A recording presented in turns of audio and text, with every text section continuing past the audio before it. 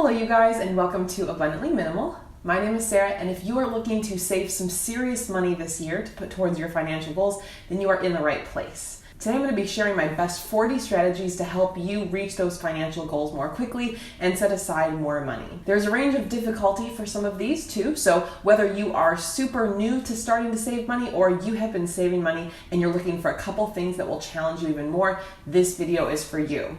We'll kind of be going in order of difficulty. I'll start out with some of the easier things, and then I'll end the video with some of the more challenging ways that maybe are not as easily done, but still can really add up on the savings. Whether you're trying to build up your emergency fund or pay off debt or save up for retirement, pay off a house, you have a big trip coming up that you want to save up for, whatever it is, saving money can be so crucial. And I know for my husband and I, it's been something that has been a big priority for most of our life, but we're especially a little bit more focused on that now. We did purchase our first home, a condo, back in December, and it's definitely shifted our financial perspective a little bit. Granted, the first 4.5 years of our marriage, we were in apartments and saving up as much as we could. So we were able to do a 50% down payment on the house, which was awesome. That's definitely the result of trying to save about one of our incomes, living in much cheaper areas, just trying to save up as much as possible to make that happen. So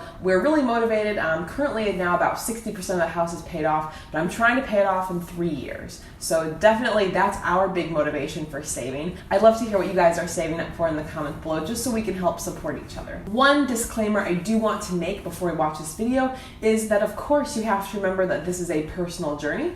I'll be giving you my best strategies, and all of these have worked for me, but that doesn't necessarily mean they'll work for you, and there might be a few that you might think, ew, or why would I want to do that? And that's totally fine. We all have different preferences, and maybe in some cases I have been willing to make a certain sacrifice to save more money that other people are not willing to make. And so you have to just figure out what the best balance is for you. Let's start out with some of the easier strategies. Consider purchasing store brands of different goods rather than the name brand product. Personally, I have found there's not much of a difference on most products, and you can save dramatic amounts of money by choosing the store brand instead of the name brand. Dress for the weather. Here in Illinois, it can definitely be really chilly in the winters and really hot in the summer. In general, in the winter, I'm notorious for wearing a lot of layers. I'll be wearing multiple pairs of pants, long sleeve shirt, sweatshirt. I just like to bundle up. And then you don't have to have your heat set as high, which can save a lot on energy bills. Next up, DIY cleaning products. There are so many different products on the market, but the truth is that you really don't need all of them or as many as you think. A couple basic ingredients such as vinegar, baking soda, lemon juice, and water in a spray bottle, you can even reuse one of your old ones, is an amazing strategy, and that means you won't have to spend money on cleaning products again. A lot of people use the beverage example of your daily coffee habit as an issue, which definitely does add up, but I think we can expand this to any type of beverage. See if you can make your favorite beverage at home. I'm guessing there's a recipe online and you can give it a try. That will save you a lot of money while still enjoying that particular beverage. Another great hack is to use up what you have before buying more. We're always going to be tempted to keep purchasing new things, but you can dramatically lower or delay your spending by using up what you have first, whether that's things like body care or different food items that are in the pantry. Use those up. If you do need to purchase something, consider purchasing a used option instead of the new option. People who've been watching these videos for a long time know I love used clothes, and honestly, probably about 60 to 70% of my wardrobe are used items that I've purchased. And I love it because you're able to not only keep different items out of the landfill, you're not creating any new waste from that item because someone else already did that when they purchased it new. And honestly, the quality of products is amazing, typically because people have too much, they buy too much that they don't need, and then those end up in different thrift shops and charity shops. So definitely consider purchasing things used. If you are buying something new, compare prices before you buy. We've done a lot of home-related purchases recently, so ahead of time we always compare different stores to see what the cheapest price will be, whether it's Home Depot, Lowe's, Menards, Amazon. We like to look ahead of that stuff and see, this is actually cheaper at this store compared to this one. There's also different programs that can help you earn some cash back or some sort of savings on things you're already buying. With these, Popular examples include things like Ebates, and those can have major benefits, but make sure it is purchasing things that you would already buy anyway, not buying things because you have an incentive. Another tip is to wait before making a purchase and perhaps watch for deals over a period of time. Many different goods will eventually go on sale, so if you don't need to get the item right away and you're willing to wait 1 or 2 months for it, then you can likely get a much better deal and save money, while also remind yourself, is this something I actually need? Sometimes we have impulses that happen over a short time, but then after more thought we realize it was just a temporary want, and it's good we didn't purchase it. Be very mindful of subscriptions. Take a look at anything that you are purchasing or paying for on a monthly basis and ask yourself if it's worth it. Are you using the features of your subscription or your membership? If not, that is such an easy thing to cut. I think so many times we might join a membership or start a subscription, but then we realize we're not actually getting the value we thought, but that money is set on auto pay to just leave our accounts. So really consider if those are necessary. Next up is to use your local library. There's so many great services there that just go beyond checking out books and movies and that kind of thing. See what services your local library provides. There may be cool events you can go to as well, but even just from an entertainment perspective, save more money on books and movies, entertainment. Don't clutter up your space. That could be a really helpful tip for you, especially if you spend a lot on entertainment. Next up, if you have a savings account in your traditional bank and the interest rate is low, consider switching it over to a high yield savings account. When Jake and I did this, we went from earning about $3 to $5 of interest per year from our bank accounts to over $1,000. It was a dramatic increase, and that's just from the type of account. You'll see so much more of a return on your savings. When you're shopping for things that come in different sizes, look at the unit price. That is an amazing way you can see what savings you can get depending on if you purchase a smaller or larger product. Typically, if you purchase a larger product, you're going to get a better cost per ounce, but it's always important to check. But looking at that can save you so much money, especially when you're trying to decide between different brands and sizes of the product, etc. Similarly, consider purchasing in bulk if your store has a bulk section, whether it's a traditional bulk section or spices, or even if there's not technically a bulk section, purchasing those larger size products can be a dramatic savings. Our roommate has a Costco membership, and so sometimes we go grocery shopping with her, and we were able to get 12 pounds of organic brown rice for $11, which is a really great deal in our area and was a huge savings compared to if we would have purchased a much smaller bag. We talked a little bit about certain beverages like coffee or teas, but consider drinking water at most meals instead of other beverages. Now, this is something that Jake and I do. Honestly, I prefer water in most situations than other beverages,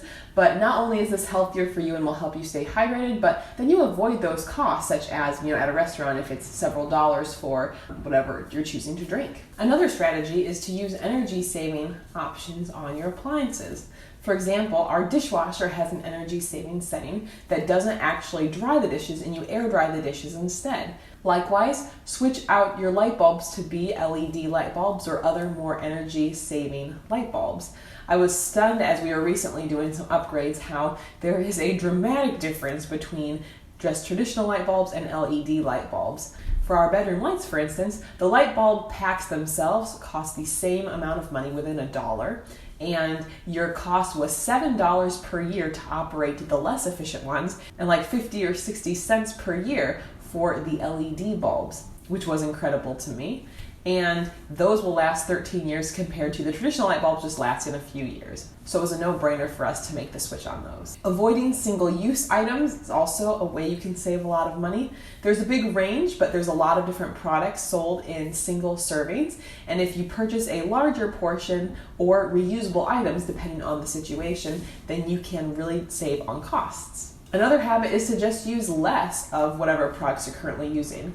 Can you use a little bit less shampoo, or less laundry detergent or dishwashing soap, or toothpaste? Again, I'm not talking about skipping things altogether or any dramatic shifts, But typically, when we wash our dishes, I only fill the container up about half, and we've never had a problem. Sometimes we might even think we need a certain amount of those products because of what we see in commercials, but they're trying to get you to use way more than you need, so you have to buy it sooner. Did you know that the toothpaste should not actually go across the whole toothbrush, but should just be about a pea-size amount? That's a big difference. You can save so much money just by reducing the amount of those products that you're using and still be using plenty. Another option is to wash your clothing less. At least in the United States, people are guilty of overwashing their clothing way more than they actually need to. Most items, with the exception of undergarments and socks and that kind of thing, can be worn multiple times without actually washing them. They even recommend that jeans are worn about 25 times before you wash them. So if you're washing your clothing too much, not only are you wearing out your clothes, but you're also wasting money. My last easier tip for saving money is to have more regular financial meetings, whether it's just a chance for you to check in with yourself or you check in with your family members just to kind of track the spending. Even though doing this just by itself maybe doesn't necessarily save money, you'll start to notice different patterns, and it can be majorly impactful when trying to reach your savings goals. Personally, Jake and I meet about our finances about once a week, and that's a great way to check our progress, see if we can make any extra payments towards our mortgage, or just kind of say, we might have spent a little bit more than we should have this past week. How can we correct that going forward? Here are 12 more strategies. I think these are a little bit more difficult, at least in my opinion. Perhaps you'll find that one of the earlier ones was more difficult than one of these, but again, this is just my own classification of them. Another tip is to cut your own hair, or see if someone in your family can cut your hair instead. Now, I personally was never someone who went to a fancy salon. I would just typically go to, like your Great Clips for a $12 haircut, that kind of thing.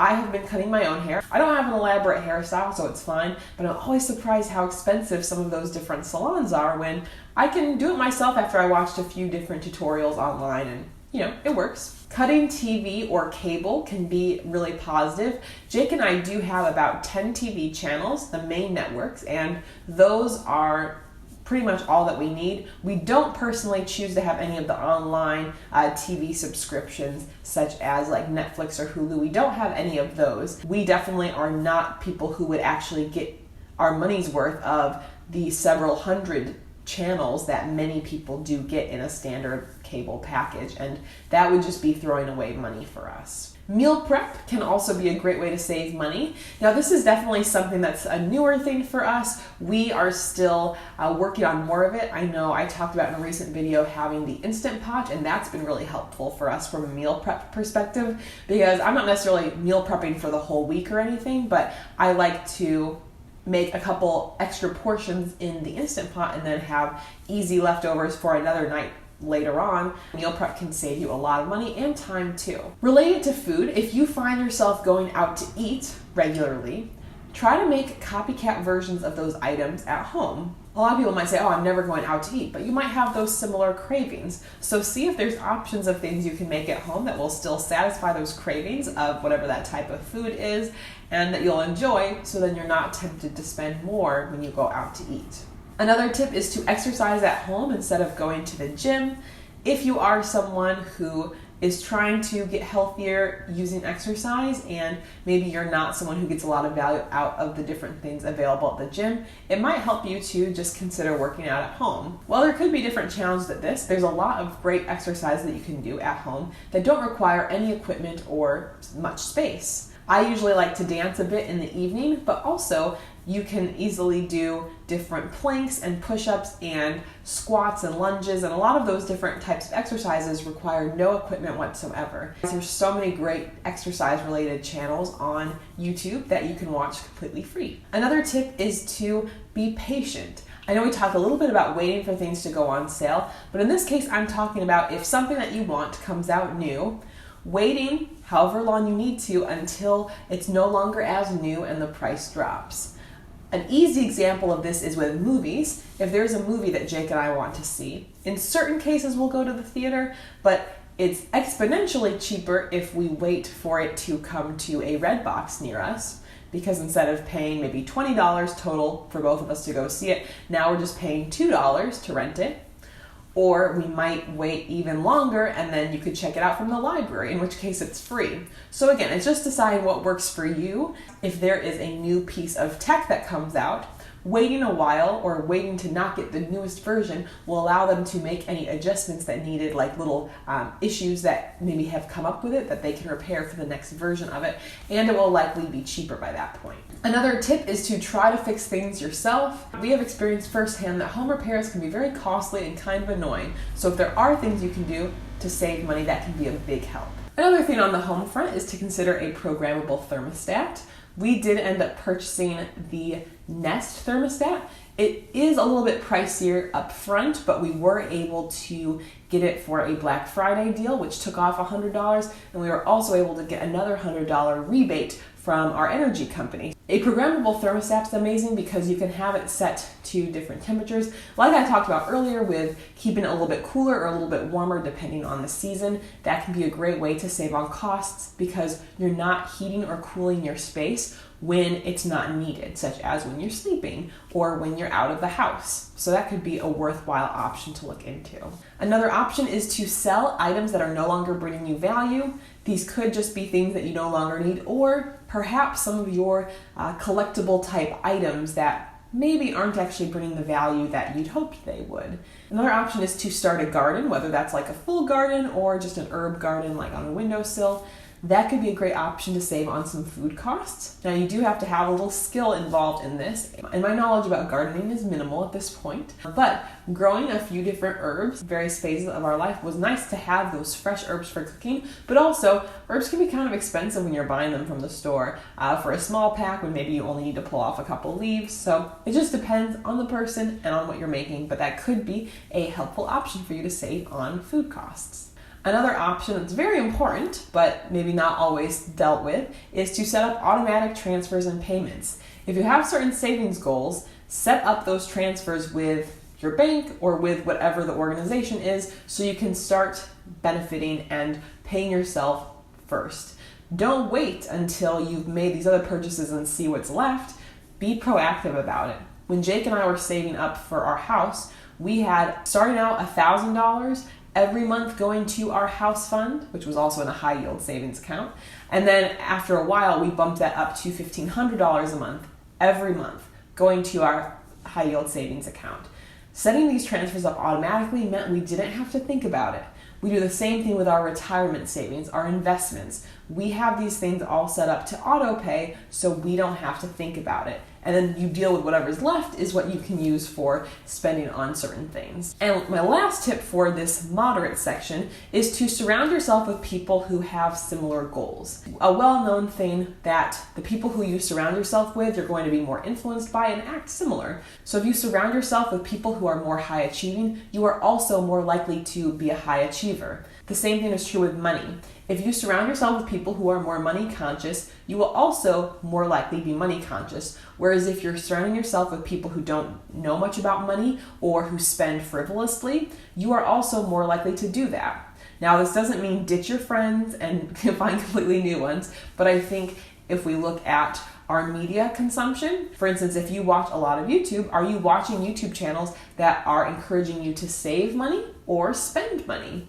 Are you hanging out with certain people who are more likely to want to do expensive activities? Whoever you are influenced by will lead to different outcomes. So try to align yourself with those who will support whatever your goals are, whether it's financial or not. Lastly, I have 7 more tips. I do consider these to be a bit more advanced. So if you are someone who really needs that extra push, these things are definitely, most of them are not easy things to do. They do require a little bit of extra effort, but they can definitely be very worth it. One option that's worked really great for us is to get a roommate.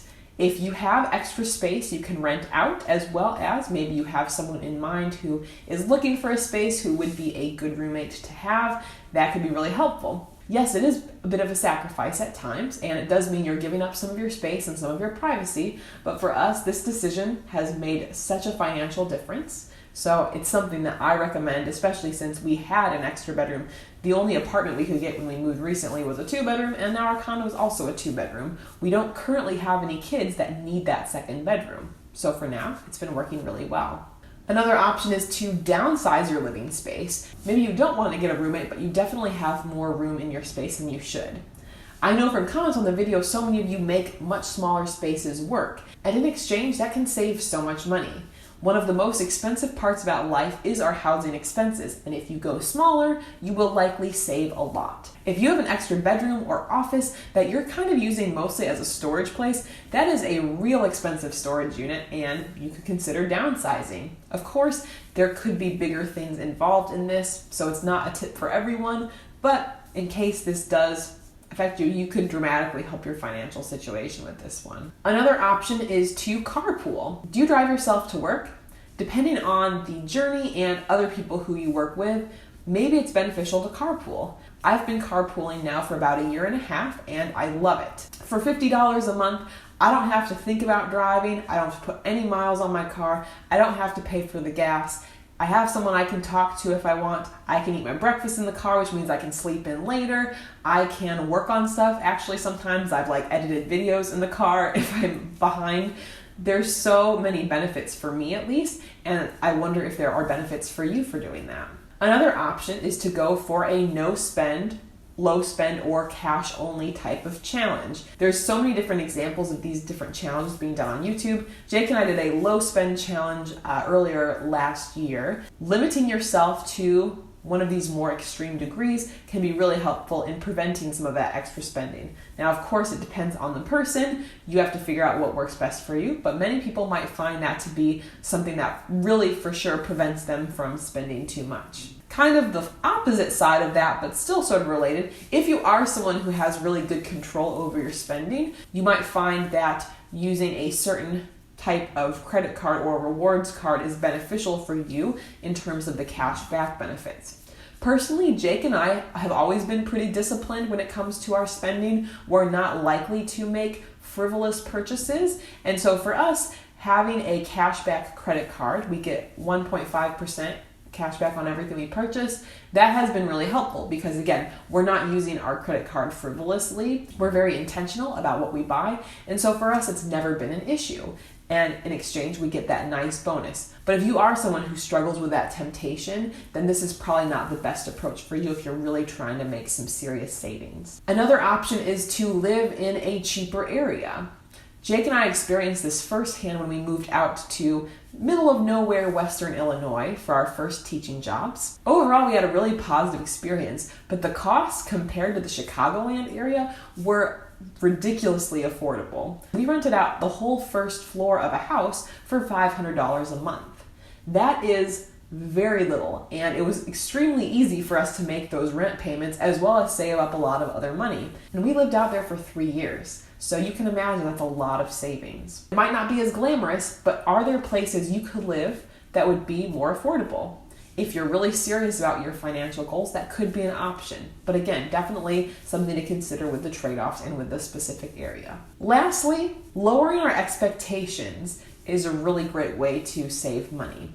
A lot of us might have different ideas about wealth and what maybe status we want to portray or different types of lifestyles we want to live. This is actually inspired by Gary Vaynerchuk. He does do a lot of business related videos, so I do watch his stuff from time to time, but he talks about the idea of, if you want something and you're not really making as much money, lower those expectations, save money dramatically for a while. Don't have the shame in if you have to move back in with your parents or someone else, or if you can't spend as much money on food or you can't have some of the gadgets. Postponing what you want that lifestyle to look like for a little bit to really help you save money. And I think this is really important. We live in a society that's constantly pushing us to want to live a better, more comfortable life, have these different perks. While I think it's important to be balanced, I also acknowledge that there's a lot of hype you can get caught up in, and before you realize it, you might have delayed your financial goals a long time because of some of these purchases.